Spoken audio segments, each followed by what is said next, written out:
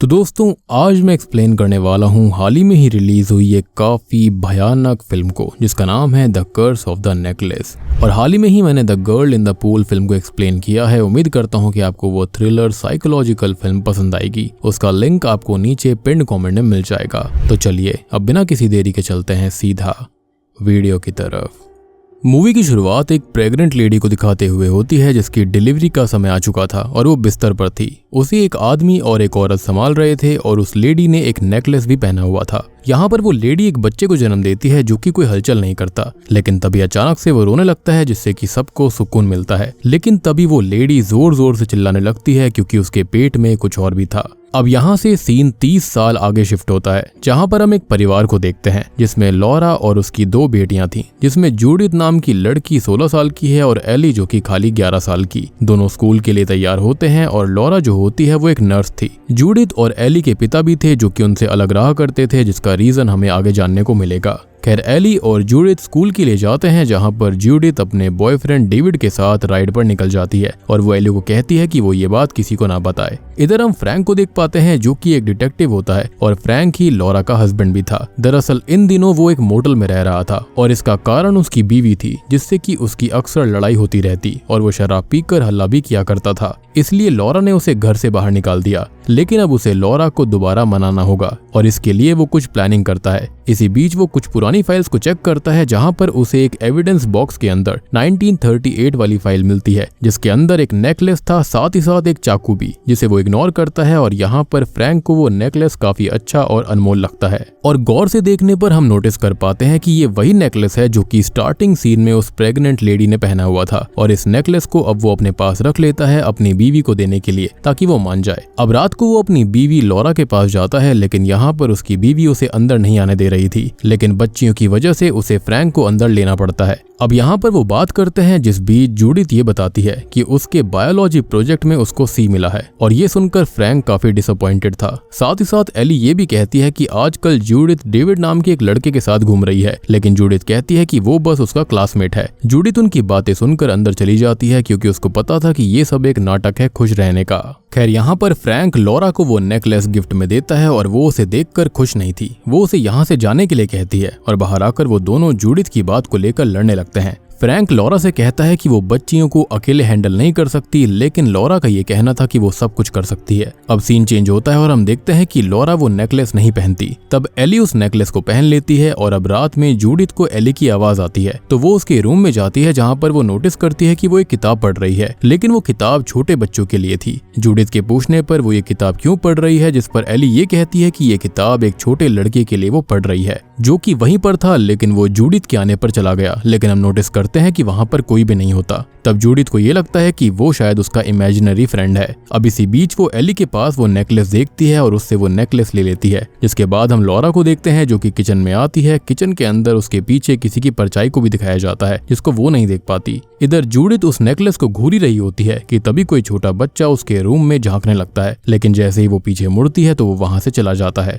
उसे ये लगता है कि शायद वो एली होगी, इसलिए वो उसके रूम में उसे चेक करने जाती है, लेकिन एली ने चादर से खुद को कवर किया हुआ था। अब तभी उस चादर से खून आने लगता है और वो उसे इस बारे में बताती है, लेकिन तब वहां कोई नहीं था। तभी वहां पर एली आ जाती है जो कि खून से लथपथ होती है, जिसको देखकर जूडिथ चिल्लाने लगती है, लेकिन वो फिर से गायब हो जाती है। अब वहां पर लॉरा इस आवाज को सुनकर आती है। तब जूडिथ उसे सब कुछ बताती है, लेकिन वहां पर कुछ भी नहीं था। वहां पर सिर्फ एली थी जो कि बिल्कुल ठीक थी। लॉरा को लगता है कि उसे वहम हुआ होगा। अब अगले दिन एली और जूडिथ अकेले होते हैं कि तभी वहां पर डेविड आ जाता है और जूडिथ डेविड के साथ टेरेस पर चली जाती है और इधर एली उसी इमेजिनरी फ्रेंड से बात कर रही थी। अब तभी हम ये नोटिस कर पाते हैं कि वो सिर्फ उसकी इमेजिनेशन नहीं थी, बल्कि वो कोई अदृश्य शक्ति थी। अब यहाँ पर वो अपना नाम अल्फाबेट पजल की हेल्प से जोना बताता है और इसी बीच पीछे से वुडन अलमीरा हिलने लगती है और वो एली के ऊपर गिरने ही वाली थी कि तभी जोना उसे खींच कर बचा लेता है। उसकी आवाज सुनकर वहां पर डेविड और जूडिथ भी आ जाते हैं और साथ ही साथ वहां पर लॉरा भी आ गई थी। यहाँ पर एली बिल्कुल ठीक थी, लेकिन उसके हाथ पर जोना का निशान था। लॉरा पूछती है कि ये कैसे हुआ। तब एली बताती है कि जब अलमीरा गिर रही थी तब उसे उसके फ्रेंड जोना ने आकर खींच लिया। जूडिथ कहती है कि वो खाली उसकी इमेजिनेशन है, लेकिन एली को ऐसा नहीं लगता था।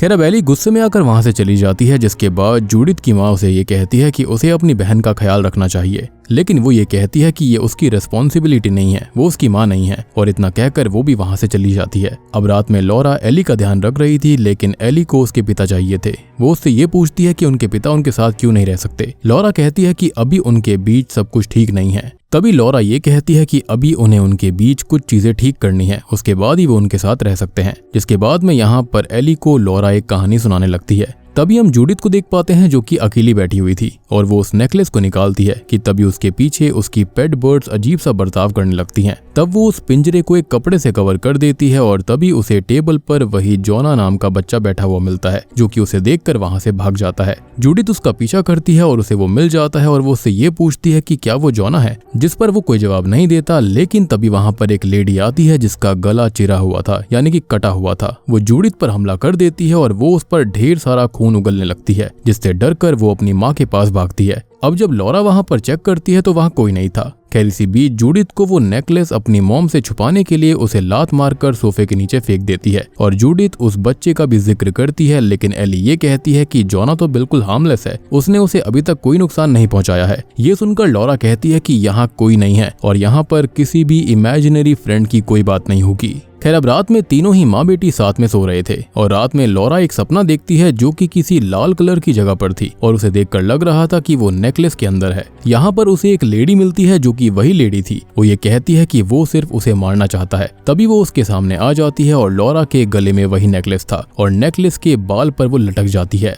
अब तभी अचानक से उसकी आंख खुल जाती है और उसको समझ में आता है कि जरूर उस नेकलेस के अंदर कोई दिक्कत है, क्योंकि सपने के अंदर भी उसे वही नेकलेस दिखा था। इसलिए वो फ्रैंक के पास जाती है पूछने के लिए कि वो उस नेकलेस को कहां से लाया था। तब वो उसे सारा सच बता देता है कि उसे वो नेकलेस एविडेंस बॉक्स से मिला था। तब वो उससे उस एविडेंस बॉक्स को दिखाने के लिए कहती है, लेकिन फ्रैंक उस पर गुस्सा करने लगता है क्योंकि वो ये नहीं कर सकता था। और तभी लॉरा उसको टॉन्ट मारने लगती है कि यही रीजन है कि वो उसके साथ नहीं रहते। खैर अब अपनी बीवी की बात को सुनकर वो उसे फाइनली एविडेंस बॉक्स को दिखाता है, जिसके अंदर एक चाकू भी था। यहाँ पर ये सारा सामान एक मर्डर सीन का था। फ्रैंक लॉरा को इस मर्डर केस की स्टोरी बताता है, जिसके अंदर एक माँ बाप जिनके नाम रुथ और जॉर्ज थे और उनका एक छोटा बेटा जोना था। दरअसल रुथ वही थी जिसको हमने मूवी की स्टार्टिंग में देखा था, जो कि प्रेग्नेंट होती है, और ये जो बच्चा है वो उसी का बच्चा जोना है जो कि शुरुआत में पैदा हुआ था। तो बात करी जाए जोना के बारे में, वो काफी वायलेंट था। उसने कई बार जानवरों को चीर कर मारा था। कई बार तो टाउन के लोगों को इस बारे में पता चल गया था, जिससे कि उन लोगों को काफी ज्यादा समस्याएं होती थी। अब जॉर्ज जो था वो जोना की हरकतों का इल्जाम अपने ऊपर ले लिया करता था ताकि उसके बेटे को कोई दिक्कत ना आए। लेकिन एक दिन जॉर्ज तंग आकर वहां से हमेशा के लिए चला जाता है और ये सब रूथ बर्दाश्त नहीं कर पाई, इसलिए वो एक दिन अपने बेटे का दम घोटकर उसे मार डालती है और उसका ऐसा करने के बाद वो खुद का भी गला चीर कर खुद को ही खत्म कर लेती है। कहानी सुनाने के बाद में लॉरा को रुथ का असली फोटो मिलता है, जो कि वही लेडी थी जो कि उसके सपने में उसे हॉन्ट कर रही थी और जूडिथ के ऊपर भी उसने हमला किया था। ये देखकर वो जल्दी से घर जाती है, जहां पर उसे जूडिथ मिलती है। जूडिथ से वो उस नेकलेस के बारे में पूछती है, तो तब जाकर वो उसको बताती है कि एक रात उसे उसने एली के गले में देखा था और तब उसने उससे वो नेकलेस ले लिया, लेकिन अब वो सोफे के नीचे है क्योंकि उसने डर के मारे उसको नीचे छुपा दिया था। अब वो दोनों सोफे के नीचे उसे चेक करते हैं, लेकिन वो लॉकेट उन्हें वहां नहीं मिलता। तब लॉरा उससे एली के बारे में पूछती है, लेकिन जूडिथ को एली के बारे में कुछ नहीं पता था। तब वो उसे ये कहती है कि उसे उसका ध्यान रखना चाहिए था। अब इधर हम एली को बाहर झूला झूलता हुआ देखते हैं, जिसके गले में वो नेकलेस आ चुका था। एली यहाँ पर अकेली नहीं थी, उसके साथ में वही बच्चा यानी कि जोना था। जोना उसे धक्का देने लगता है, जिससे कि एली गिर पड़ती है और उसके हाथ में एक गहरी चोट आ जाती है। यानी कि इतना तो था कि यहाँ पर जो जोना था वो काफी वायलेंट हुआ करता था और अभी तक वो खाली एली के साथ में मजाक कर रहा था, यानी कि उसके सामने वो नाटक कर रहा था कि वो बहुत ही ज्यादा अच्छा है। और सबसे बड़ी बात कि ये एक सुपर नेचुरल फोर्स है, ना कि कोई नॉर्मल इंसान, जो कि कुछ और नहीं बल्कि उसी नेकलेस से जुड़ी हुई थी। तब उसकी माँ उसको संभालती है और उसे हॉस्पिटल लेकर जाने लगती है और इन सब का जिम्मेदार वो जूडिथ को बता रही थी। अब जूडिथ उसके गले से वो नेकलेस निकाल लेती है और यहाँ पर लॉरा एली को लेकर हॉस्पिटल चली जाती है। जूडिथ भी अब इन सब का जिम्मेदार खुद को ही मानने लगती है, इसलिए वो काफी रो रही थी और वो उस नेकलेस को देखती है कि तभी उसके सामने जोना आ जाता है, जो कि उसके अंदर प्रवेश कर जाता है। खैर अब हॉस्पिटल में लॉरा एली के साथ होती है कि तभी उसे रूथ की स्पिरिट दिखाई देती है। इसी बीच वहां पर फ्रैंक भी आ जाता आता है जो कि अपनी बेटी से मिलने आया था। तभी घर पर डेविड जूडिथ से मिलने आता है और जूडिथ को वो आवाज लगाता है, लेकिन वो नहीं सुनती और तब वो खुद अंदर चला जाता है। अंदर उसे जूडिथ मिलती है जो कि जमीन पर बैठी हुई कुछ कर रही थी। पास जाकर देखने पर उसे पता चलता है कि उसने अपनी बर्ड्स को ही खत्म कर दिया है। डेविड के पास आने पर जूडिथ उस पर भी हमला कर देती है और तभी वो होश में आ जाती है और उसका ये बर्ताव देखकर डेविड डर के मारे वहां से भाग जाता है। इसके बाद लॉरा और एली घर आते हैं जहां पर लॉरा को पिंजरे में बर्ड्स नहीं मिलती। वो जूडिथ से पूछती है तो जूडिथ उससे झूठ बोल देती है कि उसने उन बर्ड्स को आजाद कर दिया है और यहाँ जूडिथ लॉरा को वो बात बताने की कोशिश करती है लेकिन नहीं बता पाती कि आखिर उसके साथ हुआ क्या था। उसको एक पोजेशन हुआ था। अब लॉरा रात में एक एक्स डिटेक्टिव जिम को कॉल करती है जो कि उस 1938 वाले केस में इन्वॉल्व था। वो उसे मिलने के लिए कहती है। वो उसे नेकलेस के बारे में बताती है जिसको सुनकर अगले दिन वो बिएट्रिस नाम की लेडी के पास जाता है उसको लेने के लिए। दरअसल बिएट्रिस भी जिम के साथ थी उस केस में, जिसके बाद दोनों लॉरा के घर पहुंच जाते हैं। अब लॉरा उन्हें अंदर ले आती है और वो जिम से उस केस के बारे में पूछती है, जिस पर जिम बताता है कि रुथ अपने बेटे को बाड़ में बांधकर रखा करती थी और जोना की बॉडी से उन्हें कई निशान भी मिले थे, जिससे साफ हो जाता है कि रुथ उसे अब्यूज कर रही थी। लेकिन एक दिन बाढ़ में जोना का दम घुट गया था जिससे कि वो खत्म हो गया और उसके खत्म होने के बाद रुथ ने भी खुद को ही खत्म कर लिया था। लेकिन यहाँ पर कुछ चीजें समझ में नहीं आ रही थी कि क्या रुथ ने सिर्फ उसे वहां पर सफोकेट करने के लिए रखा था या फिर बात उससे ज्यादा गहरी थी, क्योंकि इस बात का खुलासा आज तक नहीं हुआ कि आखिर उस दिन हुआ क्या था और ये एक बहुत ही गहरी गुत्थी होती है। लेकिन अब उस टाइम पर अगर केस सॉल्व नहीं होते तो तब उसे क्लोज कर दिया जाता था। अब यहाँ जो बिएट्रिस थी उसकी बहन थी जिसका नाम मार्था था। मार्था वही लेडी है जिसने की रुथ की डिलीवरी करवाने में हेल्प करी थी। अब इसी बीच वहां पर जूडिथ और एली भी आ जाते हैं जिन्हें बिएट्रिस रोक लेती है क्योंकि वो भी इनमें इन्वॉल्व थे। बिएट्रिस उनको सब बताती है। दरअसल उसकी बहन मार्था गोस्ट रेल्म से इन्वॉल्व थी। एक तरह से हम उसे शेमन कह सकते हैं या फिर एक तरह से मीडिएटर। अब इस समय रुथ और जॉर्ज उसके पास आए थे क्योंकि उन्हें कोई बच्चा नहीं हो रहा था। मार्था ने अपना हर एक चार्म ट्राई किया था उन्हें बच्चा हो जाए, लेकिन ऐसा कुछ नहीं हुआ और तब आखिरी में उसने उस नेकलेस को निकाला जो कि अभी यहाँ पर सारी चीजों की जड़ बना हुआ था, जो कि असल में डार्कनेस से जुड़ा हुआ था, यानी कि वो इविल था। उसके अंदर काली शक्तियां थी। ये जानते हुए भी मार्था ने उसका इस्तेमाल किया। उसको विश्वास था कि वो इसकी शक्तियों को संभाल लेगी, लेकिन वो इसमें सफल नहीं हुई, इसलिए उसकी भी मौत काफी जल्दी हो गई थी। लेकिन मरने से पहले उसने वो नेकलेस जिम को दिया था उसे रखने के लिए। तब जिम ने उसे एविडेंस बॉक्स के अंदर ही रखा था ताकि उसे कोई भी निकाल ना पाए। तब लॉरा ये पूछती है कि आखिर उन्होंने उस नेकलेस को नष्ट क्यों नहीं किया, जिस पर बिएट्रिस ये बताती है कि वो ऐसा नहीं कर सकते क्योंकि वो नेकलेस असल में डार्कनेस को हार्नेस करती है। उसने अपने अंदर उस डार्कनेस को समा के रखा हुआ है। अगर वो नेकलेस टूट जाता है तो उसके अंदर से सारी बुरी शक्तियां, काली शक्तियां बाहर आ जाएंगी, जो कि बहुत ही ज्यादा डेंजरस होगा। यानी कि अब तक वो उससे जुड़ी हुई हैं, लेकिन अगर वो आजाद हो गई तो उनको कंट्रोल कर पाना नामुमकिन है। बिएट्रिस ये पूछती है कि उस नेकलेस को किसने पहना था। तब जूडिथ एली का नाम लेती है और यहाँ पर बिएट्रिस कहती है कि एली ने जोना की आत्मा से कनेक्शन बना लिया है। और यहाँ बिएट्रिस नेकलेस को देखती है और उस पर ध्यान लगाती है। तब उसको पता चलता है कि जो जोना था वो प्योर इविल था, क्योंकि वो उस नेकलेस की शक्तियों की वजह से ही पैदा हुआ था और यही रीजन था कि वो बहुत ही ज्यादा वायलेंट था। उसकी हरकतों के चलते उसे उसकी माँ ने खत्म कर दिया था, उसका दम घोटकर। लेकिन जो जोना की स्पिरिट थी वो डार्कनेस की ही सर्वेंट है, इसलिए उसी की वजह से उसकी मॉम भी खत्म हो गई थी और उसने खुद का ही गला काट कर खुद को खत्म कर लिया था। लेकिन असल में उससे ये जोना ने करवाया था और इस हादसे के बाद में जोना और उसकी माँ रुथ की आत्मा उसी नेकलेस के अंदर कैद हो गई। लेकिन अब उनका कनेक्शन लॉरा और उसके परिवार से हो चुका है और जोना उन्हें मारना चाहता है। ये सब बातें वो उन लोगों को बताती है। जिम कहता है कि उसे ही कुछ करना पड़ेगा। तब बिएट्रिस पहले तैयार नहीं होती, लेकिन ये सब उसकी बहन की वजह से ही हुआ था और इसलिए उसको जिम्मेदारी लेनी पड़ती है और वो इस चीज के लिए राजी भी हो जाती है। अब इस चीज को ठीक करने के लिए उन्हें सबके साथ बैठकर सबसे पहले जोना की स्पिरिट से बात करनी पड़ेगी। अब वो उस स्पिरिट को फोर्सफुली उस लॉकेट में फिर से कैद करेंगे, लेकिन यहाँ जो जूडिथ होती है वो ये करने से मना कर देती है। तब लॉरा उसे कहती है कि कोई बात नहीं, वो इस काम को उसके बिना करेंगे। लेकिन यहाँ पर किसी को भी ये नहीं पता था कि जोना की आत्मा जूडिथ के अंदर है, ना कि एली के अंदर, और उन्हें तो यही लग रहा था कि वो एली से अटैच हुई है। खैर अब शाम को तो जूडिथ अपने रूम में चली जाती है और बाकी लोग यानी कि बिएट्रिस, एली, लॉरा मिलकर वो रिचुअल करते हैं और जिम ध्यान रखता है। अब वो रिचुअल शुरू करते हैं और उस नेकलेस के अंदर की दुनिया में पहुंच जाते हैं, जहाँ पर एली को जोना दिखाई देता है जो कि डरा हुआ था। एली जोना के पास जाती है, उसको संभालती है और यहाँ बिएट्रिस उसे यहाँ से जाने के लिए कहती है कि तभी वहाँ पर उसकी माँ की भी स्पिरिट आ जाती है। बिएट्रिस उन दोनों को वापस नेकलेस में चले जाने के लिए कहती है। इधर इस चीज का असर जूडिथ पर भी होने लगता है और वो हवा में अपने रूम के अंदर ही लेविटेट करने लगती है। फाइनली बिएट्रिस उन दोनों की आत्मा को भेज देती है और तभी जूडिथ अपने रूम में लेविटेट करती हुई गिर जाती है, जिसकी आवाज उन सबको सुनाई देती है। तब जिम चेक करता है जहाँ पर उसे जूडिथ मिलती है और जूडिथ पजेस हो गई थी और वो जिम को स्टेयर से गिरा देती है, जिसकी वजह से उसकी वहीं मौके पर मौत हो जाती है।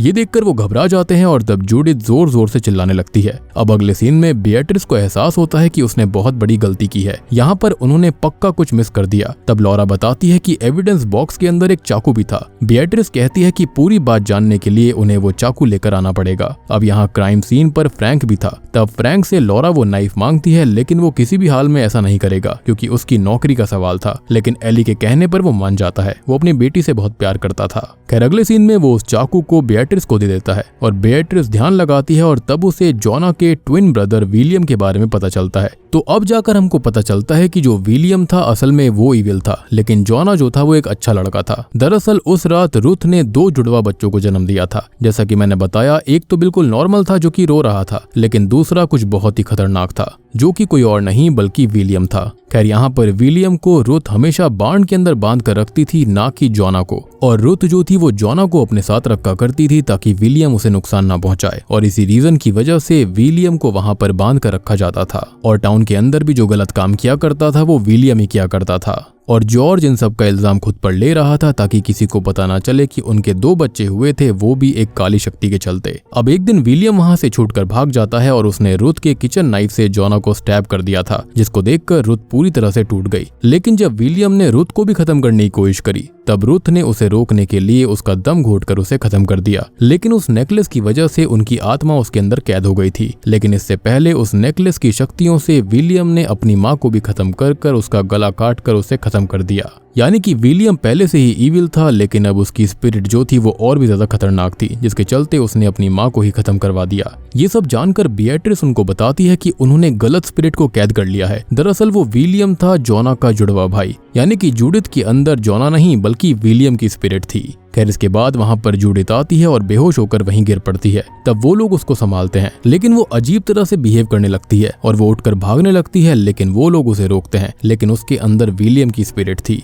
अब वो उन्हें दूर रहने के लिए कहती है, लेकिन वो लोग उसे कंट्रोल कर लेते हैं। तब बिएट्रिस उनको ये कहती है कि उन्हें उसे उसी फार्म हाउस पर लेकर जाना होगा जहां पर विलियम और जोना का जन्म हुआ था, और वहां से वो शायद उसे रिस्ट्रेन कर सकें। वहां पर जाकर वो जूडिथ को बेड पर लिटा देते हैं और उसे बांध दिया जाता है, जिसके बाद बिएट्रिस अपना काम शुरू करती है और वो विलियम से बात करने की कोशिश करती है। तब विलियम जूडिथ के जरिए वहां से निकल जाता है और वो फ्रैंक का गला काट कर वहां से भाग जाता है। यहाँ पर फ्रैंक लॉरा और एली से माफी मांगकर खत्म हो जाता है, जिसका उन दोनों को काफी ज्यादा दुख था। लेकिन ये टाइम दुख मनाने का नहीं था, इसलिए वो लोग जूडिथ को ढूंढने निकल पड़ते हैं, क्योंकि अल्टीमेटली यहाँ पर जूडिथ की भी जान को खतरा था। जहाँ पर जूडिथ उन्हें एक शेल्टर में मिलती है। खैर यहाँ पर अब वो बिएट्रिस को स्टैब करके घायल कर देती है और उधर एली और लॉरा उससे बचकर भागते हैं, लेकिन एली को लॉरा छुपा देती है और अकेली ही जूडिथ से लड़ने लगती है। दूसरी तरफ बिएट्रिस एली के पास आती है। एली ये कहती है कि उन्हें जोना की मदद लेनी चाहिए क्योंकि वो अच्छा है और वो ही अपने भाई को संभाल सकता है, और तब बिएट्रिस उसे नेकलेस की दुनिया में भेज देती है ताकि वो जोना से हेल्प ले पाए। अब एली के रिक्वेस्ट करने पर जोना उसकी हेल्प करने के लिए तैयार हो जाता है, यानी कि स्टार्टिंग से जोना खराब था ही नहीं, और यही बात एली ने भी कही थी। खैर अब इसके बाद होता यह है कि जोना की स्पिरिट जो होती है वो एली के अंदर एंटर कर जाती है, और उधर विलियम लॉरा को मारने ही वाला था कि तभी वहां पर जोना एली की बॉडी के जरिए आता है और वो उसे ये सब रोकने के लिए कहता है, लेकिन विलियम उसकी बात नहीं सुनता। तब जोना उसे वो पल याद करवाता है जब वो उसके साथ काफी अच्छा बर्ताव करता था और उसे उसके भाई की फिक्र भी थी। अब उसकी बातें सुनकर विलियम पिघल जाता है और अपने भाई के साथ फिर से नेकलेस के अंदर चला जाता है, यानी कि यहाँ पर ईविल भी पिघल गया था। और यहाँ पर एली और जूडिथ बिल्कुल सही हो जाते हैं और उनको देखकर लॉरा उनको गले लगा लेती है, यानी कि यहाँ पर बिएट्रिस ने फाइनली उनको बचा लिया था और अपनी बहन की गलती को भी सुधार दिया। और बूम, इसी के साथ में ये मूवी यहीं पर खत्म हो जाती है।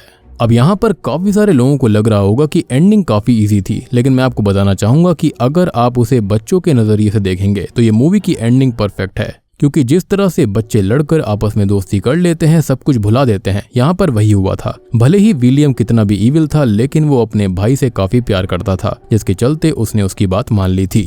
तो दोस्तों, ये थी श्रापित नेकलेस यानी कि the curse of necklace film की कहानी। उम्मीद करता हूँ कि आपको पसंद आई होगी। यहाँ पर नेकलेस के अंदर की दुनिया का कॉन्सेप्ट काफी अलग था, काफी डिफरेंट था। यानी कि यहाँ पर बेatrice की जो बहन थी उसने एक काली शक्ति का इस्तेमाल किया, जिसके चलते रुथ को 2 बच्चे पैदा हुए थे। स्टार्टिंग में एक बच्चा जो पैदा हुआ वो तो अच्छा था, जिसका नाम जोना था। दूसरा पैदा हुआ जिसका नाम विलियम था, वो काफी ज्यादा शैतान था, बहुत ही ज्यादा ईविल इनकारनेशन था। लेकिन अल्टीमेटली वो अपने भाई से प्यार तो किया करता था, जिसके चलते अंत में उसने उसकी बात मान ली थी और वो नेकलेस की दुनिया में वापस चला गया था। और इस नेकलेस को नष्ट इसलिए ही नहीं करा गया था, अदरवाइज उससे वो शक्ति बाहर आ जाती। खाली विलियम नहीं, उसके अंदर और भी काली शक्तियां थी जो कि बाहर आ सकती थी, जो कि बिल्कुल अनकंट्रोलेबल हो जाती। और आपको याद होगा कि कॉन्जरिंग मूवी के अंदर भी जो वॉरेंस थे वो किसी भी ऑब्जेक्ट को खत्म नहीं किया करते थे, उससे दिक्कत और ज्यादा बढ़ सकती थी। बेसिकली वेसल को कभी खत्म नहीं करना चाहिए, उसको स्टोर करके रखना चाहिए, सिक्योर करके। तो वीडियो पसंद आई हो तो लाइक कर देना, चैनल के ऊपर नए हैं तो सब्सक्राइब कर लीजिए। तो मैं आप सबको मिलता हूँ अगली वीडियो के साथ में, तब तक के लिए